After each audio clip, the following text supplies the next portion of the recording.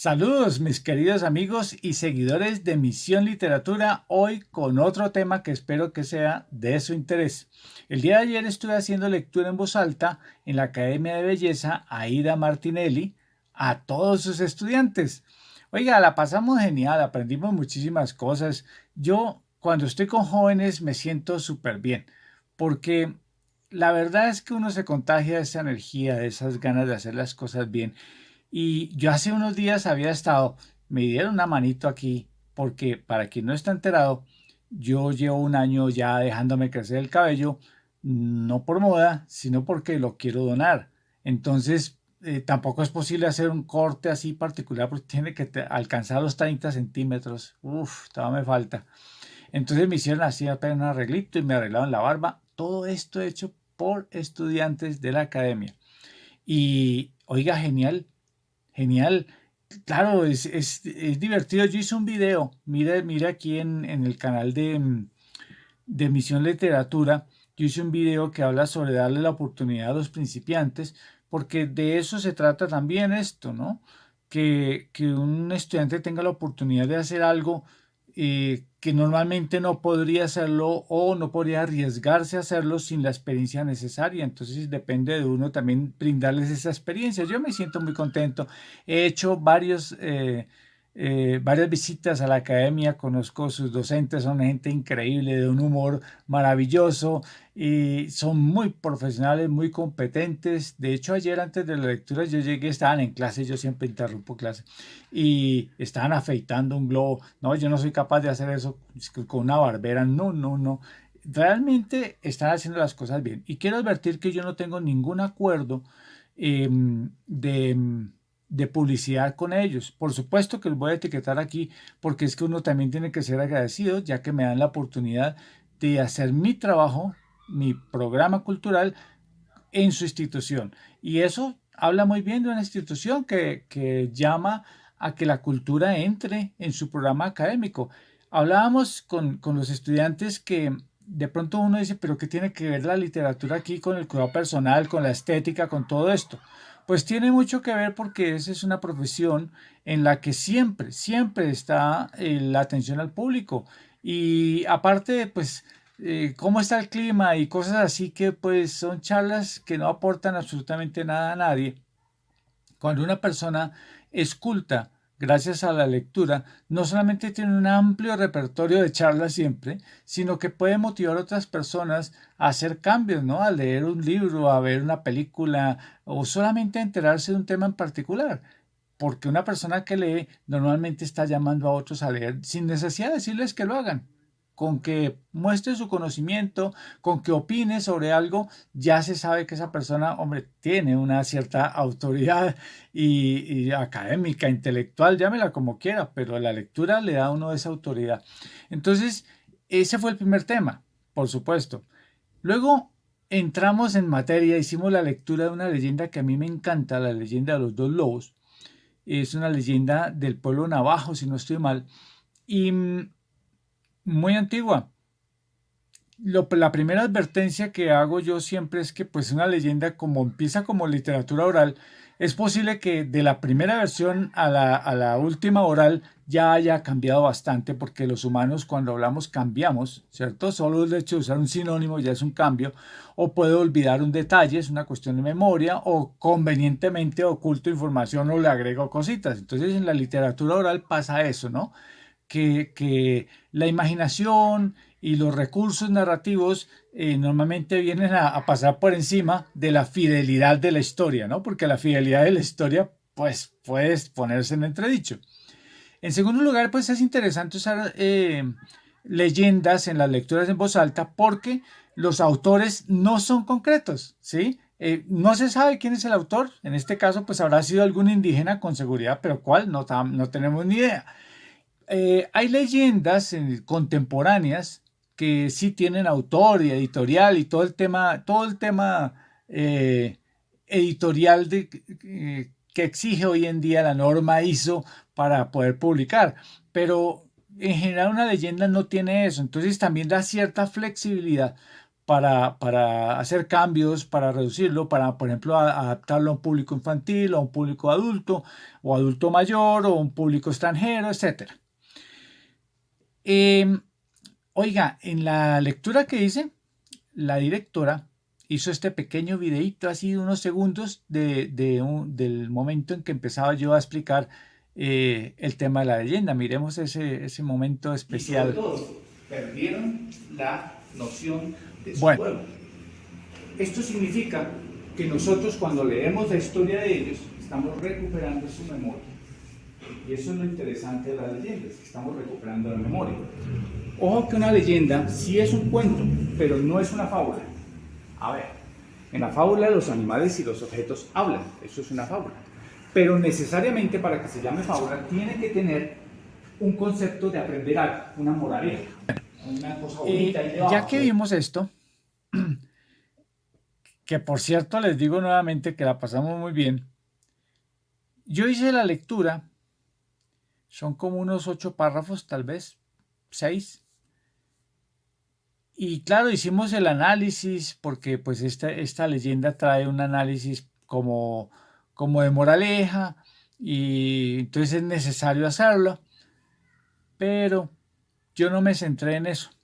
Yo les dije, vamos a hablar del autor. Y pues, ¿cuál va a ser el autor? Usted ya nos dijo que es anónimo, ¿cierto? Pues el autor, mis queridos amigos, en esta y en otras lecturas que tengo, fue el Chat GPT, la inteligencia artificial que está tan de moda ahora. Yo entré y le pregunté, dígame leyendas del mundo, entonces me hizo un listado, luego le dije, bueno, por países, y me mostraba leyendas que había por los países que le pregunté, y luego le dije, escogí esta leyenda de los dos lobos, le dije, hágame una versión amplia de esa leyenda. Y de inmediato me escribió en español. Está tan bien redactada que la he usado con mucho éxito. Éxito en el sentido en que a la gente le gusta porque está muy bien redactada. Yo no le he cambiado una sola coma, nada. Y así como la veis, copié y pegué y así la estoy usando, ¿sí? Y al final vengo y les cuento esta historia. Les digo, y bueno, el autor, al menos de esta versión, es el Chat GPT. Eso puede dar para horas de discusión, ¿no? El tema moral, el tema de derechos de autor, el tema de la veracidad, que es donde yo quiero hacer énfasis en este momento. Y les hice énfasis a los estudiantes de la Academia Ida Martinelli. Les decía, mira, uno tiene que leer de todo. Uno no se puede quedar que yo soy cristiano, solo leo cosas cristianas. Yo soy musulmán, leo solo cosas musulmanas. Oh, que eso es fundamentalismo y eso es peligrosísimo a cualquier nivel. Que yo soy del partido, yo qué sé, verde y blanco, entonces no leo lo del rojo blanco, ¿sí? No, usted tiene que leer todo, ¿sí? Y sin embargo eso también tiene un límite. Hay una publicidad malísima que hizo el gobierno en Colombia hace muchos años que decía, lea lo que sea, pero lea. No, eso no es cierto, uno tiene que ser selectivo, porque aquí adentro uno tiene que tener control, o sea, hey, la aduana soy yo decido qué va adentro y qué no va, ¿cierto? Pero también tiene que ser una persona que acepte un desafío. Si yo pienso de la manera A, pues tengo que leerlo de la manera B, por lo menos para criticarlo, ¿sí? ¿Qué autoridad tengo para criticar algo que yo no conozco?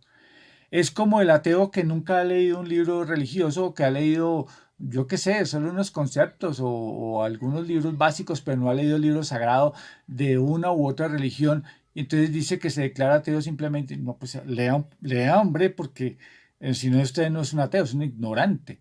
De igual manera, quien profesa una religión debería leer otros libros sagrados, no solamente para hacer una aproximación o una comparación, simplemente para saber sus hermanos en qué andan, pues que todos somos la humanidad. Entonces, oiga, usted, ¿por qué créeme esto? Déjeme ver, yo por mi propia cuenta voy a leer esto, ¿cierto? No, no, nos quedamos solamente con la versión que nos interesa, y además que nos da miedo que de pronto nos cambien pues la idea que nosotros tenemos, ¿cierto? Y no solamente en el plano religioso, está en el político, hasta en el deportivo, ¿sí? Entonces, es posible que cuando yo lea la leyenda redactada por el chat, esté haciendo algún ejercicio de propaganda. Es posible que esa memoria artificial, y voy a ser concreto una palabra, esa memoria autónoma que toma decisiones sobre preguntas que yo le hago, ¿Me estará adoctrinando? ¿Quién es el dueño del chat GPT? ¿En qué país se encuentran las oficinas principales o el computador, el mainframe de esa inteligencia artificial? ¿Daría la misma si esa empresa tuviera su sede en China, en Beijing o en Tokio? ¿Y si esas oficinas estuvieran en Washington o en Ucrania? ¿Qué tal que estuvieran unas oficinas por allá en alguna población aislada de la estepa siberiana en Rusia, o en Lima, o en Río de Janeiro, o de pronto en Nicaragua, o en Panamá, o en las Islas Caimán? Cambiaría, ¿cierto? O sea, cuando a nosotros nos digan, mire, este texto fue hecho así en tal parte, uno dice, bueno, ya me estoy dando un contexto. ¿Ese contexto lo pongo yo como un prejuicio o ya viene? Esto quiero que de verdad lo discutamos. Aquí en los comentarios, escríbame, ¿usted qué opina? ¿Será que nos pueden adoctrinar con la inteligencia artificial?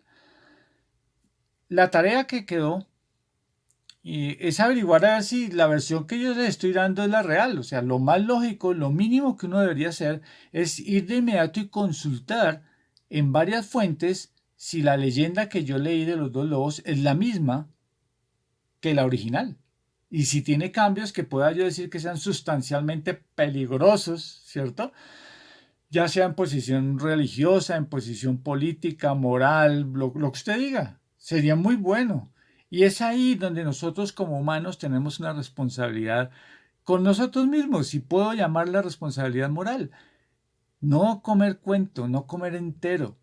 ¿Qué estoy viendo yo? ¿Qué estoy escuchando? ¿Qué estoy leyendo? ¿Quién lo dice? Yo, por ejemplo, no veo televisión hace años. Ocasionalmente, pues lo hago, a veces, pues obligado, porque donde me siento a comer o a hablar con alguien, pues hay un televisor y pues ya, o a veces por simple curiosidad me paro y me pongo a mirar, ¿cierto? Esa decisión la tomé simplemente por cosas prácticas, porque para mí es más rápido enterarme a través de varias fuentes en internet que por un televisor. O sea, así de simple, no hay otra razón. Yo necesito velocidad en lo que necesito aprender. Entonces, hace mucho que no veo televisión, pero yo no le estoy diciendo a la gente apague la televisión, ni apague ese canal, ni nunca vuelva a escuchar esa emisora. Por el contrario, hoy en día por internet podemos escuchar emisoras del mundo entero en directo. Yo hago eso con frecuencia y a veces me río tanto de ver cómo meten unos cuentazos y uno dice, pero ¿cómo es posible? Y es posible. ¿Por qué? Pues porque usted sabe que la información es un elemento muy valioso y con el que usted puede mover masas, cambiar opiniones, elegir presidentes o tumbarlos, ¿cierto? Entonces, es un bien muy valioso, tremendamente valioso. Entonces ahí le cuento que cogí una leyenda y le dije al chat, a la inteligencia artificial, que me la redactara y he estado trabajando con ella con relativo éxito, al menos en cuanto a que gusta mucho su redacción. Eso es lo que les quería comentar. No hay límite para lo que puede hacer la tecnología, ¿no? Cada vez es más y más y sabemos que no hay límite. Pero les dejo la pregunta y me gustaría que me respondieran en los comentarios.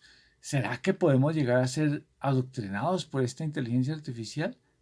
¿Depende de la inteligencia y su habilidad para camuflarse o depende de nosotros? ¿Mm? Bueno, les dejo la inquietud. Nos estamos leyendo.